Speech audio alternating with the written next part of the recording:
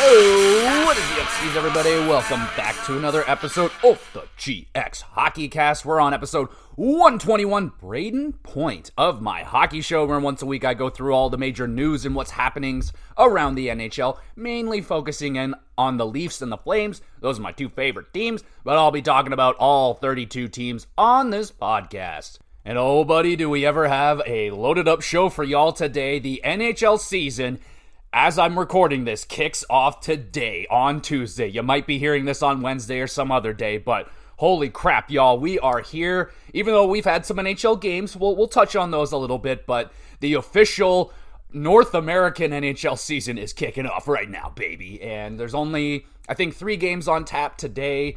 And yeah, man, so we're going to be talking about some of the opening night rosters. We got to talk about some signings that went down, especially the one in Boston. We'll touch on that. Some injury news, some waiver news, some news. Lots of news. So let's just get the heck into it. Where the heck do we start? I think we got to start with Boston again. I swear this is not a Boston Bruins podcast. I am not a Bruins fan, but 2 or 3 episodes in a row now I had to start with the Boston Bruins because, well, they're very topical right now, and Jeremy Swayman is very topical again because he signed with the Boston Bruins an 8-year extension. So they gave him the 8 years. He got his 8 years that he wanted. I am just buying time while I find the contract. Here we go. $66 million in total, 8 years, $8.25 million per season. So, yeah, just about what Cam Neely said the Bruins offered.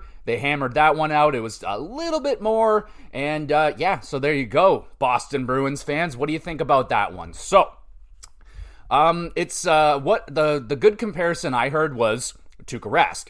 Now, Jeremy Swayman doesn't have the weight behind him that Tuukka Rask did when he signed his big contract. But the comparable is when Tuukka Rask signed his contract, I think it was around $7 million at the time when the salary cap was down. I think it's $66 million or something. Tuukka Rask was over 10% of the Boston Bruins salary cap at that time. Swayman signing this 8.25 is only 8% or something like that of the Bruins salary cap. So technically, it's an even better bargain than it was on Tuukka Rask. Now, they're different goaltenders, they're different people. But early signs, the signs that Jeremy Swayman has put out there, his play so far has been superb. Absolutely superb. Now, me, I get very nervous with goaltenders, signing them to big, long deals. It's risky, man. It's super risky. Goalies can drop off of a cliff out of nowhere. They could just not be very good. Now, I'm not saying that Vasilevsky has fallen off of a cliff just yet, but look what's going on with Vasilevsky. It's a big season for Vasilevsky. He's got to bounce back. If he has another down season, all of a sudden people are going to be like, well, fuck, like, what's going on with this guy? So that's how it doesn't take much for fans to turn on a goaltender. So with Jeremy Swayman, he's, already kind of on a rocky path with the Bruins and their fans. I haven't really heard yet what the Boston Bruins reaction or the fans' reaction is to the contract signing yet. Are they on Team Bruin? Are they on Team Swayman? Honestly, I don't know. I think the Bruins were not crazy to be offering Swayman like $6 million. He doesn't have a huge track record. He has not been a starting goaltender with the Bruins yet. He's always been sharing time with Ullmark. Ullmark won the Vezina. Swayman did not, even though he was in the running for it, but his other partner was deemed the better goaltender of the two, and Ullmark ain't making as much money, and he probably won't be making $8 million unless he somehow, if he wins the Vezina, wins the Hart, and maybe gets the Ottawa Senators into a playoff spot. Maybe Ullmark can be an $8 million goaltender, but he's got to do a lot of shit, right? Swayman so far, yes, he had a fucking phenomenal playoff run last season. He slaughtered the Leafs. Not really a big deal. Everybody does that. You put up any goaltender against the Leafs, they're going to shut them down. I mean, they could have had Korpisalo in net, and he would have had a fucking a 102 goals against average with a 979 save percentage. It doesn't matter. Anyway, me personally, if I was the Bruins, I wouldn't pay this goaltender. I wouldn't have been in this situation. I probably would have kept Allmark and Bob Jarunkel. I just don't think it's a great idea to lock up your goaltender for a very long time and for a large amount of money. Especially the way that the NHL seems to be going right now, where it seems like we're turning into a tandem goaltending league, where you need two good goalies, and if you're spending $8 million on one, it doesn't leave you a lot of money for another goalie.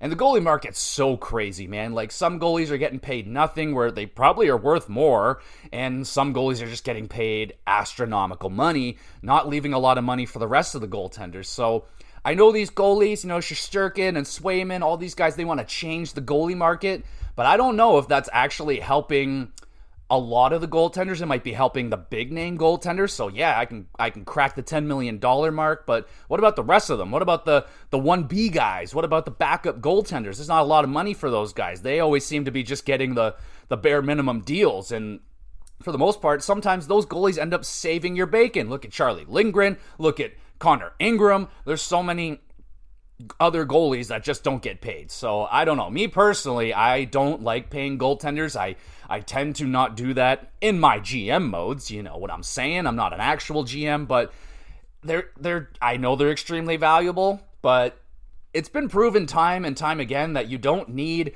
the best goalie in the game to win a Stanley Cup. You need a competent goaltender and a great team around him.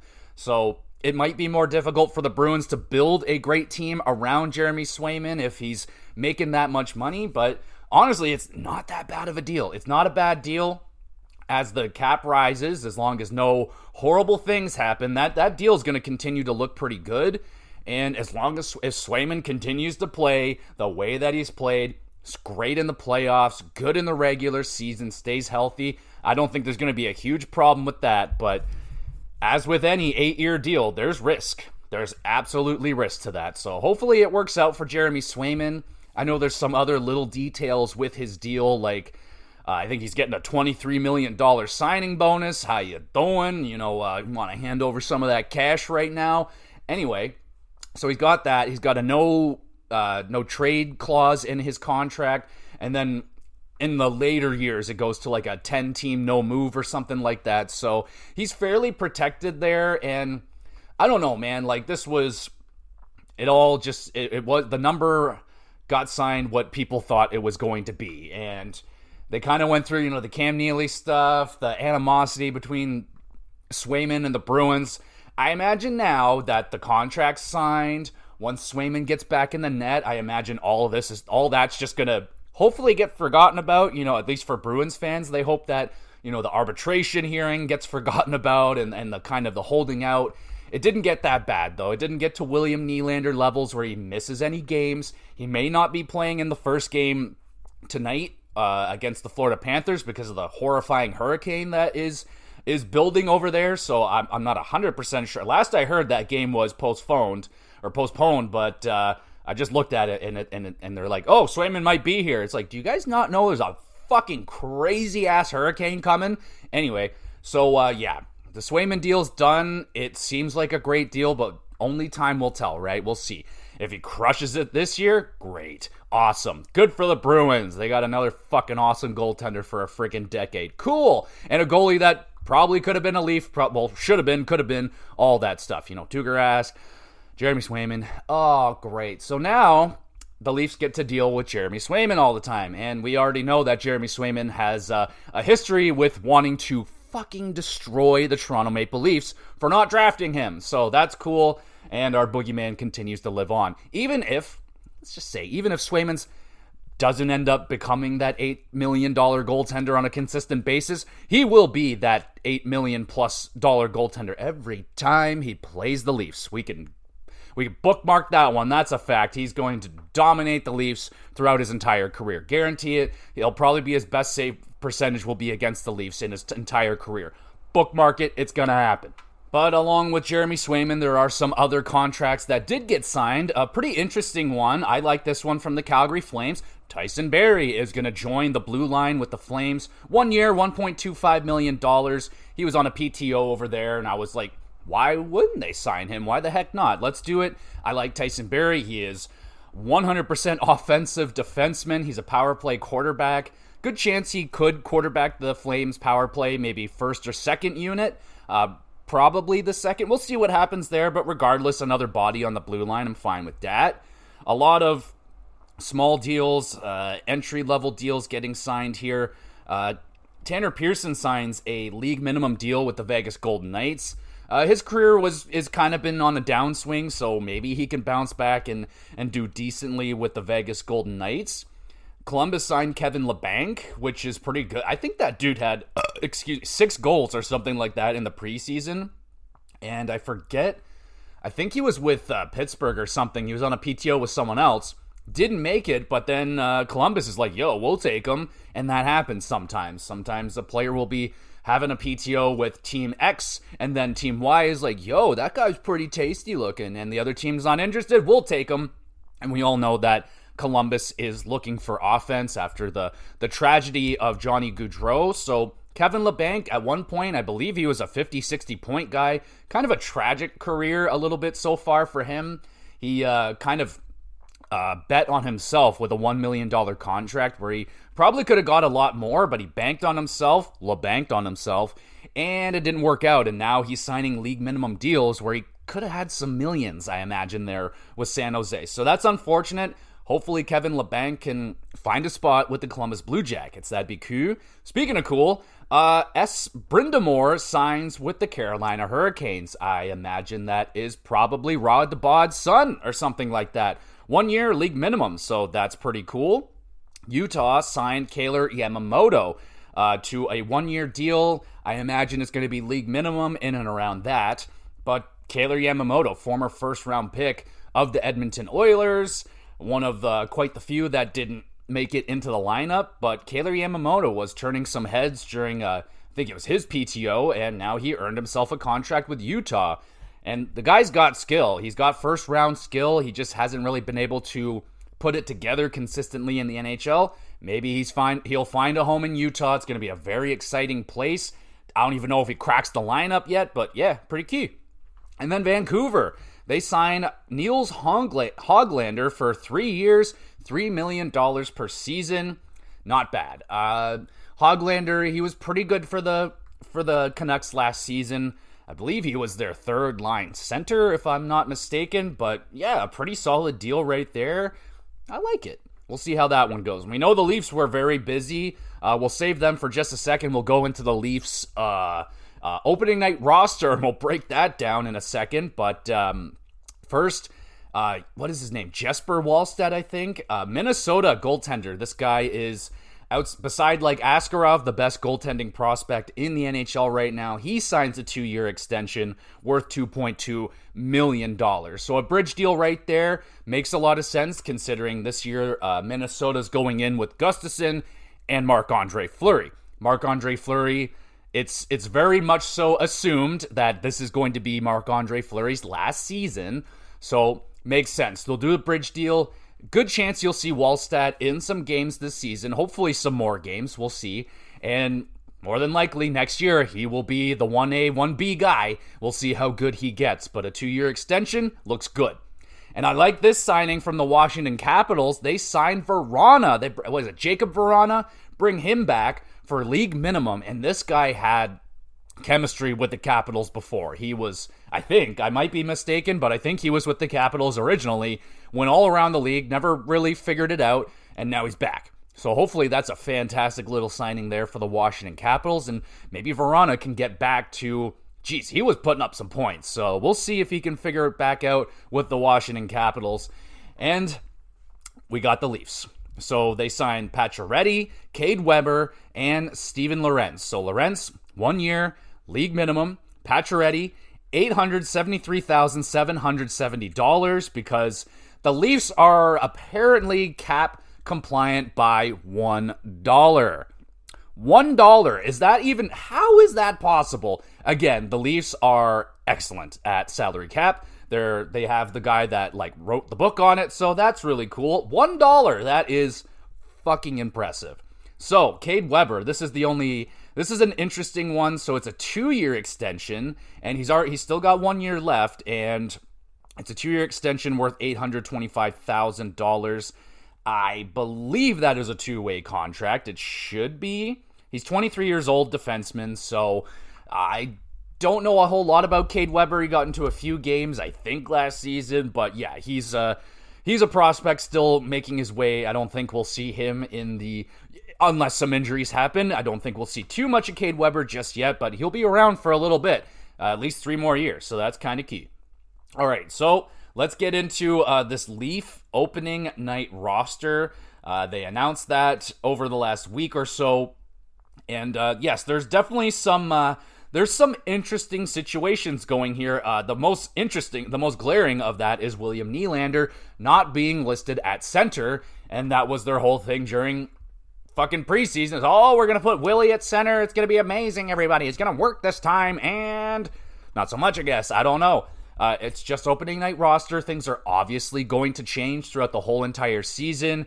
If the Leafs are if they are $1 within the salary cap, then yeah, obviously this is probably not their ideal lineup. I mean, you got Ryan Reeves there on the 4th line. Anyway, let's break it down. So the top line is Matthew Knies, Austin Matthews, and Mitch Marner. Disgusting. I love that top line. They're going to go back to Matthews, Marner combining together. It works, obviously. It's a great situation to have those two together. I did like Austin and Willie together, but I see what they're going for this year. Marner has quite a bit of eyes on him this season. Obviously, it's his last year going into his next contract. So a lot of eyes on Marner. You know, people expecting him to have an insane season. I even saw one of the analysts said that they have him winning the Art Ross. So they're expecting big things out of Marner. If you're going to win the Art Ross this season, you got to be pushing like 130 plus points. So, I mean, it is absolutely, I think, doable for Marner. He missed some games last season, and his projection, he was easily going to clear over 100 points. So if he can stay fully healthy, a whole season on the top line with Matthews, I mean, yeah, that would more than likely get him a few extra assists at least, but that's a fantastic top line. I'm excited to see what Matthew Knies is going to do this season. You know, he hasn't put up a lot of big numbers in terms of points and stuff yet, but his play is really impressive, and I think he is the exact piece that needs to be on that line, kind of that power forward, gritty guy. He's not quite Hyman, dogged in those corners, though, but that's going to be his role, I would imagine, on that line. Get the puck to Matthews and Marner from the corners or wherever you got to go get it. Go get that puck, get your ass in front of that net, and just wait. Just wait for Marner or Matthews to put it on your tape. Boom, in the net it goes. Second line. I like this line too, but we have John Tavares at center, not William Nylander. We got Max Domi on the left, William Nylander on the right. I like that line a lot, man. Max Domi, I'm a little bit surprised, they're not gonna maybe try. What? I thought Max Domi was a center. Maybe they could try him at center at some point, but right now they got him left wing, and I think on that line, easily Domi is going to smash the point totals that he had last season with the Leafs. What do you have, like 8 goals or something like that? If he stays on this line with those players, easily I would expect like 20 goals out of Domi, I would hope. And of course, there's going to be a lot of eyes on John Tavares this year to see if he starts to fall back even more this season. Honestly, I would expect a very similar season to last year. Like, yes, he's not going to be putting up the point totals that he was when he first got to Toronto, but he's not like a liability or anything. He's still a very talented player. He's just not very fast, and yeah, he's losing a little bit of his goal-scoring touch, but I am hoping that John can get into that 30-goal range. That would be fantastic. And then, of course, William Nylander. Big season for him. This guy, he better prove that he is worth all that fucking money that he signed. So I am going to be probably pretty hard on Willie this season, because if you're getting paid like a top-line center and you're playing second-line right wing, my expectations for you are going to be very high. So you better watch yourself, Willie. I'm watching you. Third line. Pretty interesting. Max Pacioretty, Pontus Holmberg, third line center, and Nicholas Robertson on the right wing. So some people were speculating, who's it going to be between Pacioretty or Robertson? Someone's got to get bumped off. Well, they were actually playing with each other in the preseason, and they seem to have a little bit of chemistry there. Obviously, Robertson was like the best player in preseason for the Leafs. He scored like 98% of all their goals. So yeah, I think it was safe to say that Robertson would make the team. Very happy that he made the team. And he's there on the third line with Max Pacioretty. Looks like it could be a good, potentially okay looking third line scoring situation.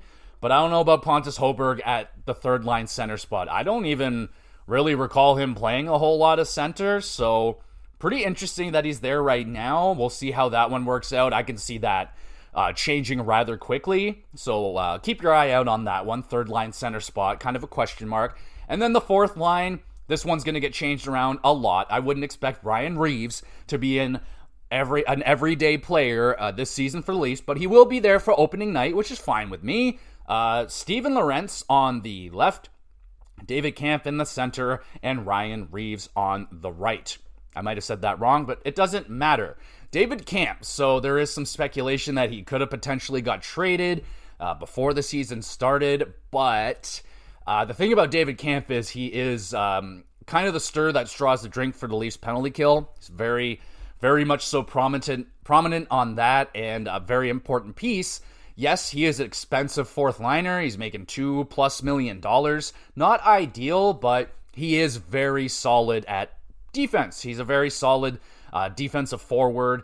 Doesn't bring a lot in terms of offense, which we know that. And at least this year, they're starting him on the fourth line where he should be. I know you're paying him kind of like a third liner, but he just isn't. He's a defensive specialist, penalty kill specialist, and that's what he's here for. Steven Lorentz, I didn't get a chance to see a lot of his play throughout the preseason. I've heard very good things. And yeah, hopefully he gets to be an everyday player in the lineup, former Stanley Cup champion. So, you like that. So, and then with Ryan Reeves, again, like I said, he's not going to be an everyday player. I'm fine with him being there opening night. It's going to be an exciting game. Very good chance there will be a fight because of the Patrick Laine knee-on-knee situation. Someone's going to probably have to answer the bell, and if it's Arbor Xhekaj and Ryan Reeves meeting at center ice, I'm all in, baby. I'm all in. I want to see that fight go down. So that would be really cool. Let's get to the defense, which is, wow, not exactly what I expected for some parts of it. Other parts of it, exactly what I expected, like the top pair. Morgan Rielly, Chris Tanev. Boom, that's it. We knew that. That's exactly what it should be. And according to some other people that decided to watch preseason, I just can't do it, y'all. I'm sorry. I can't get into it. It's just not what I want to watch. But they said they were good. Tanev looked good, they said. They said that Oliver Ekman-Larsson looked good. So the new guys looked good. Again, it's preseason, so I'm taking that with a huge grain of salt. But yes, I am excited to see Morgan Rielly and Chris Tanev go at it. I really hope that this is going to be the year that Morgan Rielly can pop off again offensively, because he actually has the confidence to, make some chances, jump up into the play more, because he has Chris Tanev there. Much better. That would be, I would say, his best defensive partner he's ever had. The scary thing is, Tanev's older, he's prone to injury, and that scares me. So hopefully, I hope he can stay. I hope we can have a healthy blue line this season. Second pairing, we got OEL, Oliver Ekman-Larsson, and Jake McCabe on the right side, I believe. Yeah. So, Jake McCabe, they like him a lot. I think they're trying to get a contract extension with him right now. He's still on a bargain of a little deal, like $2 million. I can't see it being a whole lot more than that because, he's solid, but he makes a lot of mistakes too. So, at the $2 million mark, everyone's like, oh, yeah, okay, that's fine. But if he was making $4 million, then people would be a lot harder on Jake McCabe. So we'll see where that contract extension potentially goes. But on paper, that looks like a pretty solid second pairing defense. I mean, OEL, I know he's not the player that he was originally in Arizona, that offensive defenseman, 50, 60 point kind of guy. He's not the player that he was in Vancouver, where he just kind of fell off of a cliff. And we're hoping that he's more like the player he was in Florida, who looked very, very good in a role that he wasn't in the top defensive role. He wasn't the guy, and he seems to be thriving more in that top four role. So hopefully that can continue with the Leafs. And then the third pair. Simone Benoit, okay, that's okay. And then Connor Timmins? Connor Timmins made the team, y'all. I'm a little bit shocked considering how like so the Steve Dangle podcast, they are very, very hard on Connor Timmins. They shit all over that guy. Me, I haven't seen it. I can't say that I've like locked in on Connor Timmins. What I have locked in on is that guy puts up points every time he's in the lineup. He is a point producer on that blue line, but he's horrible defensively, allegedly. So what is going on here? There's no Liljegren. Why is there no Liljegren? Well, what the problem was initially with Connor Timmins, people didn't like he was making $1.1 million. Like, he's not worth that. I'm like, okay, that's interesting. But now he's more worth it because Liljegren makes over $2 million and he doesn't look anywhere near like a $2 million defenseman. He's looked horrible. Absolutely bad. Just bad. Now, hopefully it's preseason, so that bad play just, boop, once we get to the NHL, he turns back to a regular fucking NHL defenseman. But right now, yeesh, not looking good, man. Not looking good. And thinking back on it, I don't know how Liljegren ended up getting more money on his contract. He didn't earn more money, but here we are. I guess that's that right-hand shot tax you got to pay, plus the Toronto tax. So boom, $2 million. But Connor Timmins has taken his spot now, and I'm not incredibly upset with that, honestly. I think it's we'll see how it goes. I mean, we know that Connor Timmins is not very good defensively, but he's got Simone Benoit, who is pretty decent at defense. So, yeah, I mean, I'm terrified of that third pair. It doesn't look very awesome. We'll see who's going to get in there. They have other options. We'll see when Liljegren gets in there. And, of course, you got Yanni Hakanpää, but Yanni Hakanpää is going to be missing a few months, apparently, so he's not going to be there for a while, which sucks. And there's also guys like Easton Cowan. He got sent back to juniors, kind of expected. You know, he didn't like wow during preseason or anything. Neither did Fraser Mitten got put on long-term injured reserve or something. He's on injured reserve. Yarncroke is also on injured reserve, which sucks, because that means he is going to miss a minimum of 10 games. When you get put on IR, you got to miss 10 games. So that sucks. And I think like Yarncroke could play today, but with the salary cap, and they're like, oh, don't rush it. You might as well just heal up. We'll battle through the 10 games. But yeah, it kind of sucks not having Calle Yarncroke in there. He's a really good player, even though I know Leaf fans have kind of turned on Calle Yarncroke. Again, you know, I think he's a fine player. Like, I think he's a great middle six guy. He can pop into the top six. He's a solid bottom six player. He can play on the power play if need be. And I think they've even used him on the penalty kill at times. So I like Calle Yarncroke. He is the utility knife player on the Leafs. He can do a little bit of everything. Very consistent player as long as he can stay healthy. You can chalk him in for 15 goals. And as a Leaf, he looked like he could put up 20 goals. So, yeah, obviously not off to a great start with the injured reserve. Hoping that Calle Yarncroke will come back nice and healthy and help out the Leafs. Their power play, it's their power play. It's Marner, Tavares, Nylander, Matthews, Morgan Riley. Fully loaded top power play unit. Second unit, Nyes, Domi, Pacioretty, Oliver Ekman-Larsson, and Nicky Bobby. Nick Robertson cracks into that second power play unit. One name that is not in the opening night roster is Bobby McMahon.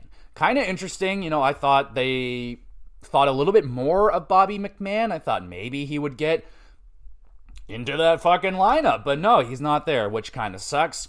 Penalty kill. So, David Camp, Mitch Marner, Jake McCabe, and Chris Tanev. Pretty good.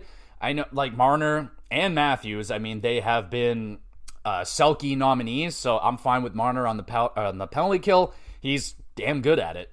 Second penalty kill unit, Pontus Holmberg and Steven Lorentz with OEL and Simone Benoit. Okay.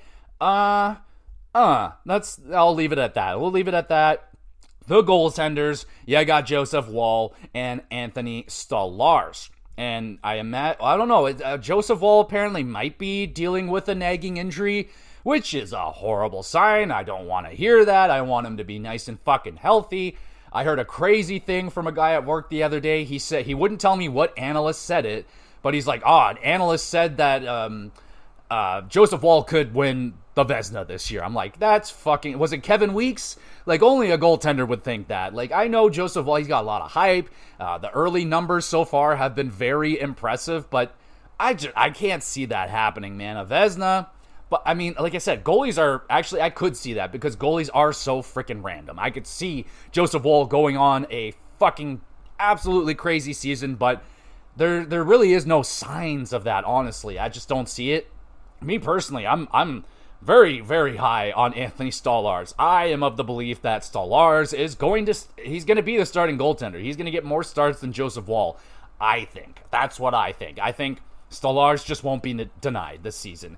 This is his chance. He's in a big market finally. He's always been the backup goalie, putting up ridiculous numbers, and he's taking a gamble here with the Leafs. Like, he could potentially get seen and earn himself a huge contract. That's what I'm expecting to happen out of Stolarz. He plays so good in Toronto, they won't be able to afford his next contract, so he'll go off and make starter money somewhere else. But if we can get starting goalie Anthony Stolarz for the Leafs for the next, 2 years I think he signed, I'm down. I'll take it. But yeah, watch out for Anthony Stolarz, y'all. This guy is fucking good. Very good goaltender.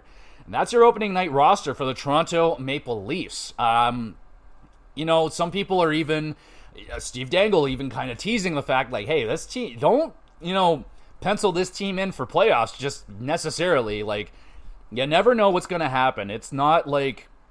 I don't know, man. It looks like a pretty good team. Like, it's the fourth line's fine. The third line, that center spot is a question mark, and then that third pairing defense is definitely a question mark. And right now, I would say the goaltending is a question mark because we just haven't really gotten going yet to see how good this tandem is going to be. How is Joseph Woll going to respond to a full starting role as an NHL goaltender? We'll have to find all of that out, but I don't know. Looks like the Leaf team, man. What I'm most interested in is to see what Craig Berube's influence is going to be on this team.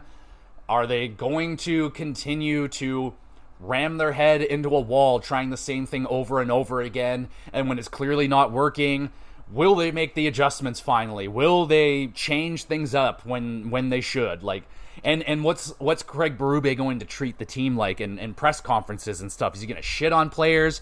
Like, we remember Sheldon Keefe, whenever he said anything semi-bad about the players, the next day he's running it back. Oh, I'm sorry. I didn't mean it. Please. I'm so sorry, Marner. You're a great human. I love you.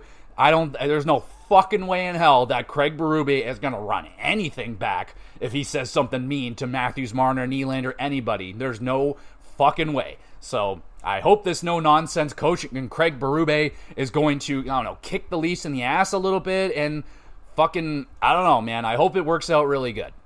So it's a decent opening night roster. I'm very excited to watch that game tomorrow.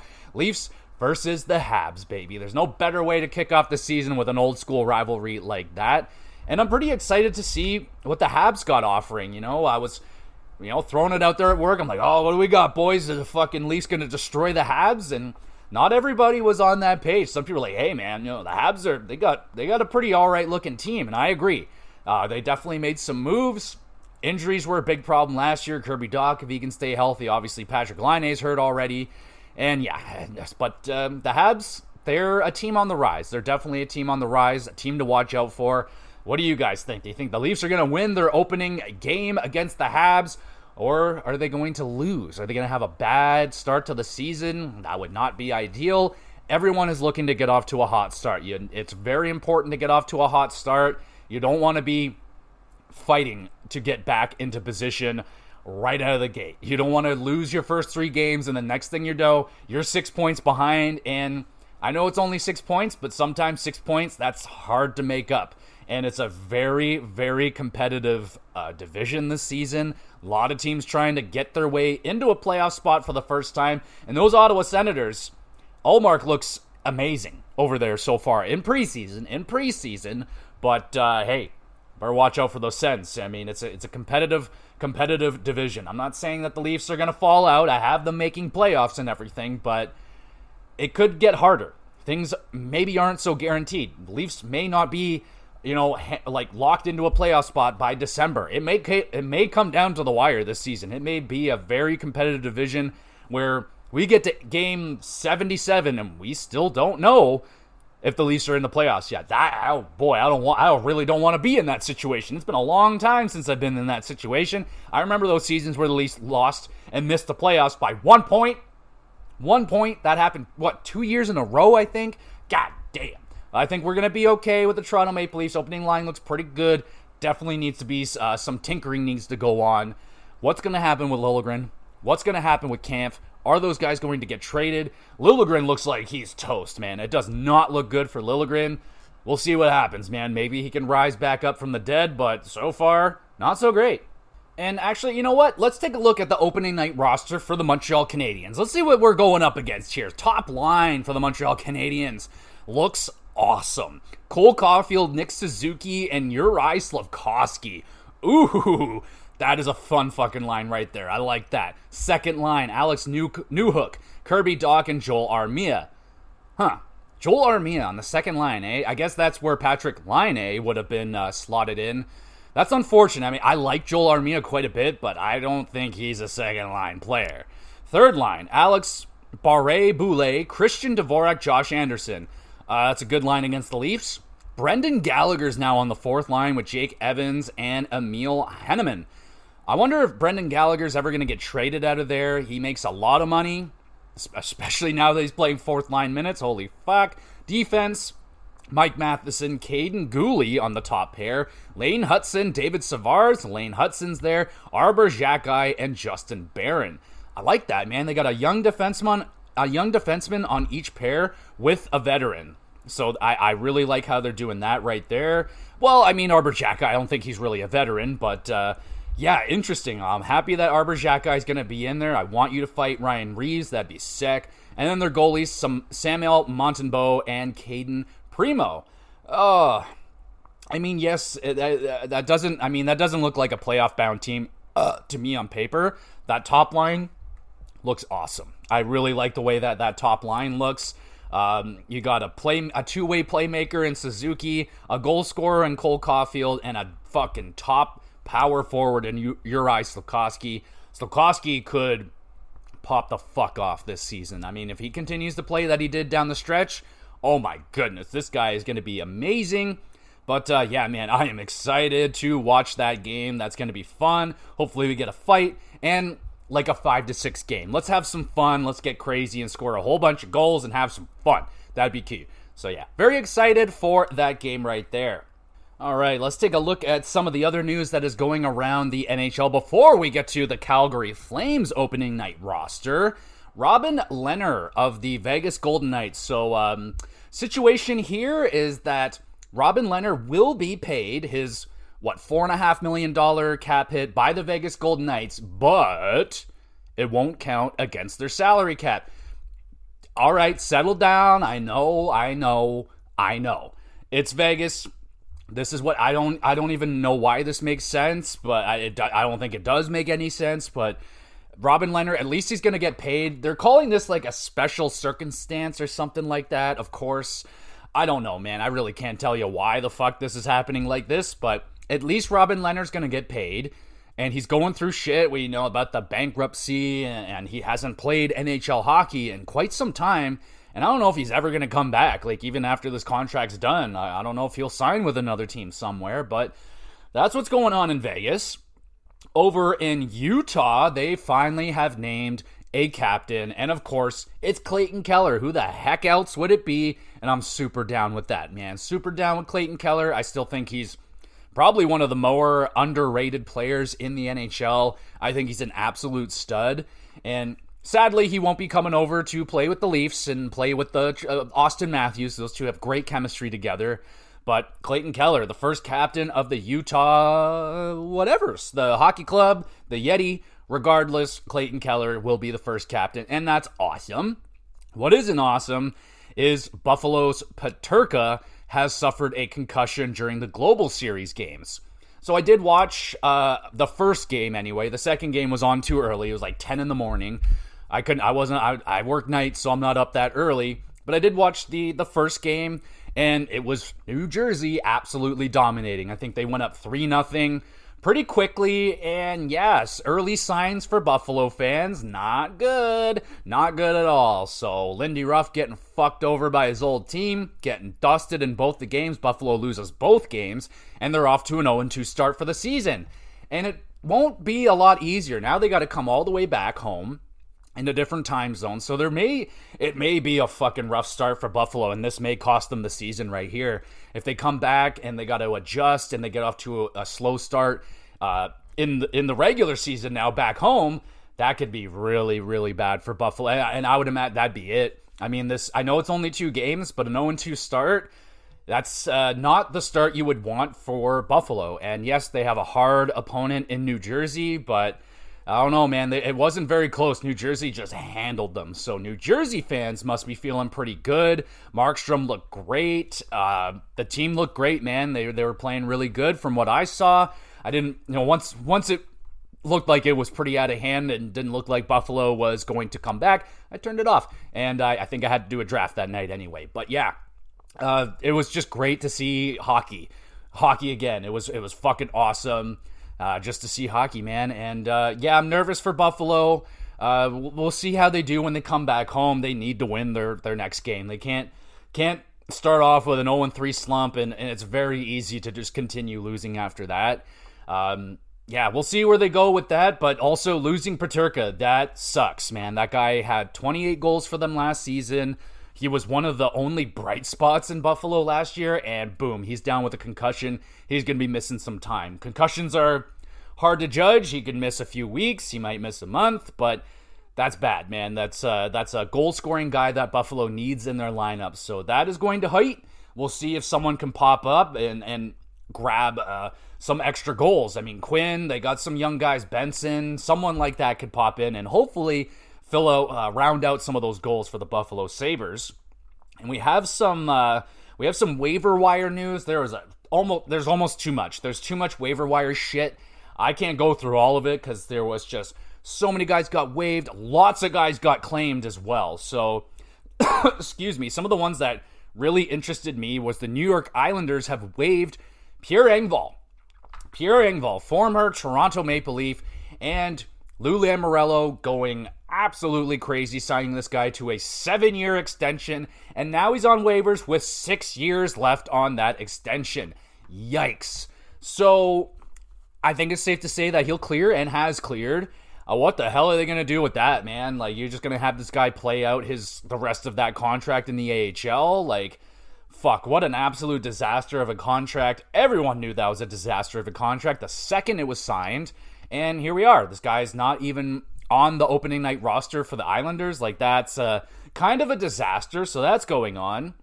In Anaheim, the Ducks have claimed James Reimer, goaltender James Reimer. Now, they do have Gibson and Dahlstall. That's pretty solidified as their 1-2 combo, wham-wham. But if one of them goes down, doesn't hurt to have a James Reimer. Optimus Rhyme, baby. You got to have that guy. He is not only a very charming, awesome human being, he would be great to have in the locker room, he's a pretty solid goaltender. I mean, I think he's still pretty solid. So, yeah, to have him as your third goalie, pretty cool. What isn't cool, though, is in Detroit is poor Jack Campbell, man. Oh, poor Jack Campbell. I feel so bad for this guy. I didn't even know he was in fucking Detroit, but he's in Detroit, and he is entering the player assistance program. Damn, I feel so bad for this guy. And I don't think it's anything like a substance abuse or anything. I think it's all mental, man. I think this guy is just so hard on himself, and he is battling, man. So I am rooting for you, Jack Campbell. I know you're not listening, but fuck, I hope you are, and I'm rooting for you, buddy. You are a sensational human being. You're an amazing goaltender. You just got to get out of your head, buddy. Get out of your head. Play some good hockey. You're a great goaltender. So hopefully he'll bounce back at some point and maybe get into some games with Detroit this year. That would be awesome. Also in Detroit, guess who got waived? Another Toronto Maple Leaf. Justin Hall has been waived, and I imagine he is cleared as well with his $3+ million salary cap. And there you go. We all knew that was going to happen as well as Leaf fans. He's just not that good. He's not that good. He's a great guy, Justin Hall. Oh, great guy. No one's saying that. Great guy over there. Doesn't play good hockey, though. Not the best at playing hockey. So there you go, Detroit fans. We warned you, and there you go. So that's going down. What else do we got? Anything else?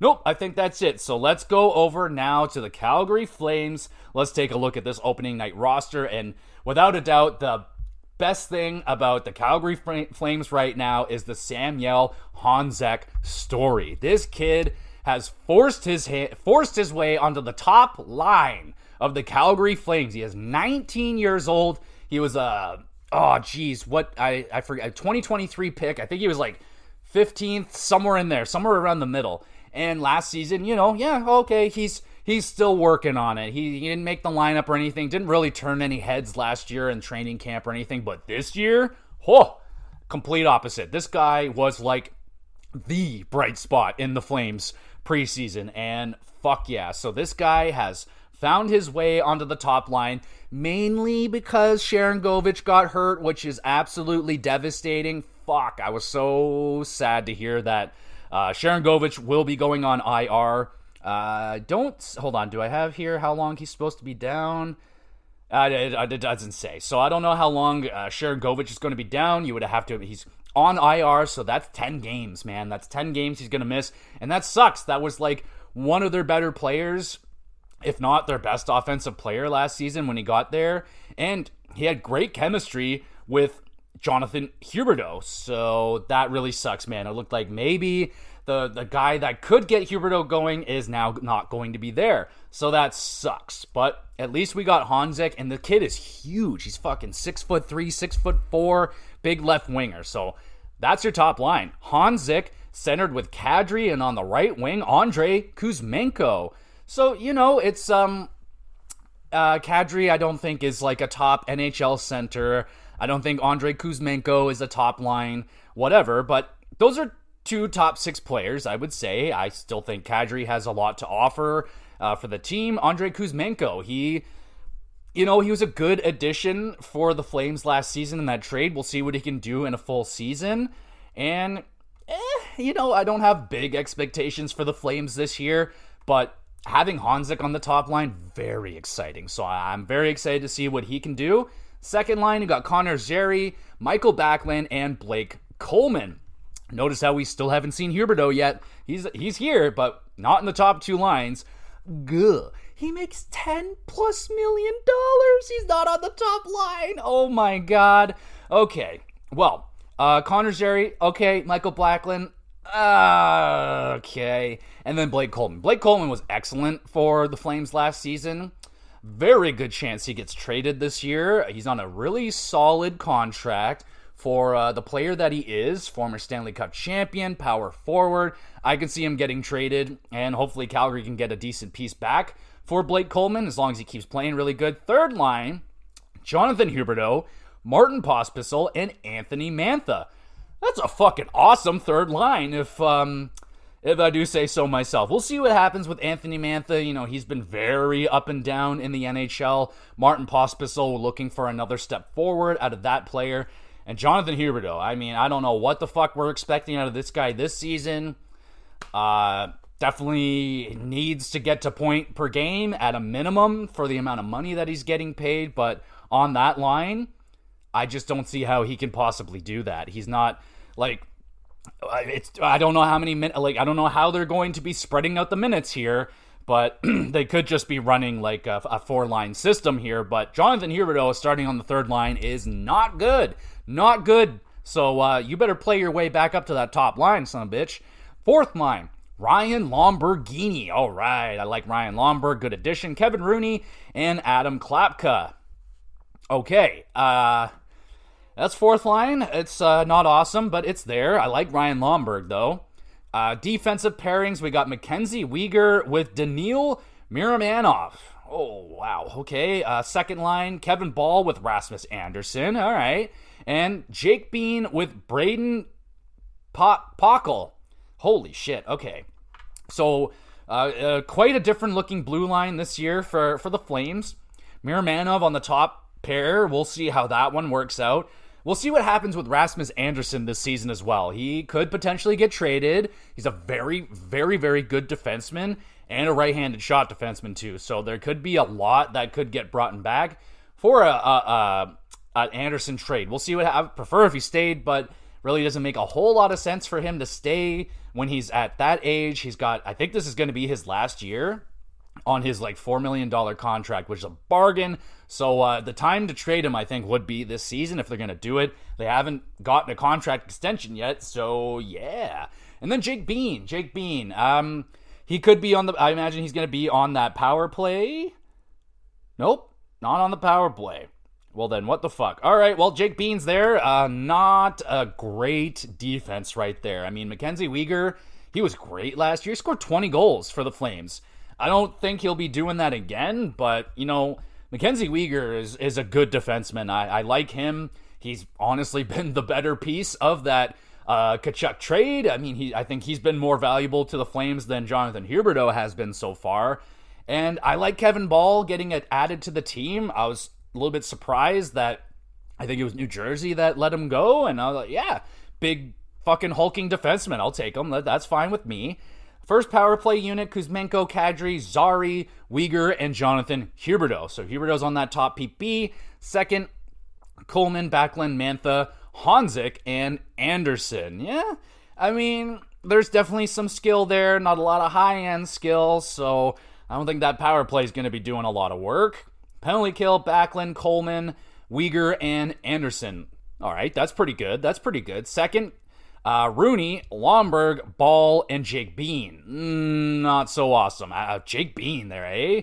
From what I can remember, he was like an offensive defenseman. I could be completely wrong about that one, but interesting. And the goalies, you got Daniel Vladar and Dustin Wolf. Definitely going to be battling out for to see who's going to be the starter. Inside track, I would say, would be Dustin Wolf. He is the one of the better goaltending prospects in the league, and there's a lot of hype behind him with Calgary Flames fans, and this is going to be his year, man. Last year, we got a little taste of Dustin Wolf, and what he was there for wasn't very impressive. I mean, he didn't have a great save percentage. I don't think he won. He might have won one game, but this is going to be more of the test for him. Now he's on the team. He is a part of the goaltending tandem. We'll see how that tandem goes. Is it going to be a 1A, 1B? Is Vladar finally going to take the ball and run with it? Like, I had high hopes for Vladar when he first showed up in Calgary. I thought it was an absolute steal. They got him from Boston for like a second or a third round pick or something, and he just hasn't really lived up to it. You know, he just hasn't really gotten it going in Calgary. This is going to be a big chance for the goaltending in Calgary this year. It's two guys fighting for a top job, and one of them's going to get it, hopefully, or if not, then it's going to be an utter disaster. So yeah. So that's the team right there with Calgary. What do y'all think? It's you know, it's not fucking downright awful or anything, but it's definitely a team that's lacking some top skill. There's definitely not a lot of high-end skill here. I don't see some of those other young guys. I don't see Coronado here in the lineup. I don't see... They waived one guy. I need to mention that. They waived Peltier. So Peltier was another of the younger-ish players, I believe, with the Flames, and they waived him. He just did not impress during preseason. Yeah, he just didn't tickle the pickle very much for the Flames, and he's been waived. I didn't see if he got picked up or not, but yeah, pretty unfortunate right there. There's a lot of younger guys in Calgary, but again, there's not like huge hype behind the prospects in Calgary outside some of the defensive prospects and Honzik. So we'll see, man. We'll see where it goes. I don't have a lot of high hopes for the Calgary Flames this season, but yeah, man, let me know what y'all think about the Flames opening night roster. Who do they play first? We're going to have to go take a look at that. They're not playing tonight. I think their first game's against Vancouver. I might be double dipping tomorrow, y'all. I might be watching 2 hockey games. That'll be very fun. We'll take a look quickly at the Vancouver Canucks opening roster just to see what the Flames are potentially going to get destroyed by. Let's take a look. All right, Vancouver top line. Danton Heinen, what the fuck are you doing there? Danton Heinen on the top line, everybody. JT Miller and Brock Besser. That caught me off guard. Jake DeBrusk, Elias Pietersen, and Daniel Sprong gets onto that second line. Jake DeBrusk, Pedersen, that was pretty much, that's how it was going to be. But Daniel Sprong cracks into that line as well. We know he can score. Defensively, Not so much. All right, Niels Hoglander, Atu Rati makes the team, and Connor Garland. That looks like a awesome third line right there, I must say. Oh, that's a name. Okay, give me a sec. Arshdeep Baines, Teddy Bluger, and Kiefer Sherwood. All right, really like Teddy Bluger on that fourth line. The other two guys, I don't know a damn thing about them, honestly. Defensive pairings, Quinn Hughes, Philip Hronik, same thing as last season. They were excellent together. I'm hoping out of Hronik that he has a little bit more of a consistent season throughout. He was amazing at the beginning. Took him a long time to score a goal, but he really fell off of a point production clip at the back half of the season. Carson Soucy, Tyler Myers, second pair. I don't love it. Derek Forbort and Vinny Desharnais. I don't love that one either, really. Their power play, Besser, Pedersen, DeBrusque, Quinn Hughes, JT Miller. Second, Hoglander, Heinen, Garland, Hronik, Sprong. All right, that looks like a pretty fucking deadly power play right there. Second unit's not too crazy, but that first unit is disgusting. First, penalty kill. Teddy Bluger, Danton Heinen, Carson Soucy, Tyler Myers. All right. I mean, I know people are hard on Tyler Myers, but he's pretty good. He's pretty good. I know he's not $7 million or whatever he was making good, but he's huge. He's got a massive stick that's really good. That it is useful to have a big stick. Second penalty kill, JT Miller, Sherwood, Desharnais, and Forbort. You know, I'm really not too into the defense, in Vancouver right here. It might be better than it looks on paper, but I'm not really blown away by the looks of it. Goalies. This is where it gets interesting. We got Archer Seelovs and Kevin Lankinen. So no Thatcher Demko for opening night. And that's just kind of the big question mark right there. It looks like he is closer to coming back than further for Thatcher Demko. It seems like, but we don't know what percentage of health he would be coming back at. Is he 100%? Is he 70%, 60%? What's he going to come back at? So, I mean, it looks like he's on track to come back sooner rather than later. Hopefully before November would be great. And, I mean, Artur Silovs, we saw what he can do in the playoffs. We'll see what happens in regular season, but he looked great. And then you have Kevin Lankinen, who is a pretty solid backup goaltender, should be able to hold the fort down for a little bit while Demko is out. Also out is Dakota Joshua. That's a big piece of their lineup. I imagine he would be slotting into, maybe he's that top left wing. Maybe he slots into that top left wing where Danton Heinen is. I'm surprised that it's not Jake DeBrusque on the top line. Maybe Nils Hoglander on the second line and then Danton Heinen on that third. But who knows, man? I'm pretty excited to see what the Atu Rati guy can do. Don't really know a whole lot about him, but a third line center. So that's a pretty big, important spot for the Vancouver Canucks right there. All right. And also out is P.S. Suter, another, I believe, fourth line player. So yeah, they're missing a couple of everyday players on their opening lineup, but yeah, man, Vancouver looks like they're going to be really good. A lot of high hopes. A lot of people think Vancouver's going to be very good again this season. And yeah, I think they'll be good as well. And I think that is going to do it for this episode, everybody. Thank you so much for listening. You want to be even more of the best that you already are. Make sure you're liking, sharing the podcast with 30 or your 40 bestest, closest friends and family members and stuff like that. Tell everybody about it. In terms of what else we got going on with the GX Plus cast this week, going to be continuing onward with the horror-a-thon for the GamerCast. Another scary set of games I'll be talking about this week. Be looking out for that on Friday. Be dropping that this weekend. We got the WrestleCast, and there is Wrestle Dream. AEW has a pay-per-view, so I'll be reviewing that as well. You can go back and listen to the Bad Blood pay-per-view review I did for WWE. Yeah, you know what? If you haven't watched it yet, you might want to listen to the review because it may not be worth your time to watch Bad Blood. I'm just saying. So maybe just listen to the review or opening match. Watch the first match and then move on. That's all I can really say about Bad Blood. Yeah, wasn't good. Wasn't awesome. Anyway, yeah, that's what we got going on. Fucking can't wait for hockey, baby. Next week's HockeyCast gonna be a lot of fun. Gonna be talking about the opening nights, man. There's going to be a lot of crazy shit that's going to go down in the first official games of the NHL. Oh, baby, I can't wait. It's going to be a lot of fun. Hopefully nobody gets hurt and the Leafs win. That would be awesome. And speaking of awesome, like you guys are, I also have a Twitter page. You can go over there and follow along on Twitter. I put up announcements as best as I can. There is a YouTube channel where I upload all of these podcast episodes to the Gamer GX Videos podcast. Go over there, subscribe. Great place. You want to have a question answered live on the podcast, I'll shout you out and everything. Drop a comment on the YouTube channel, Twitter, doesn't really matter. Send in questions about hockey, video games, wrestling, anything outside of that. I am no expert, but I will try my best. And there is an email address as well if you want to have a private conversation. My door is open for everyone and anyone. All right, everybody, enjoy yourselves some hockey tonight. I will be missing tonight's or Tuesday's hockey, but I'll be watching Wednesday's hockey, baby, and I can't fucking wait. It's hockey season, baby. Let's go, and we'll be back with some GX Plus Cast.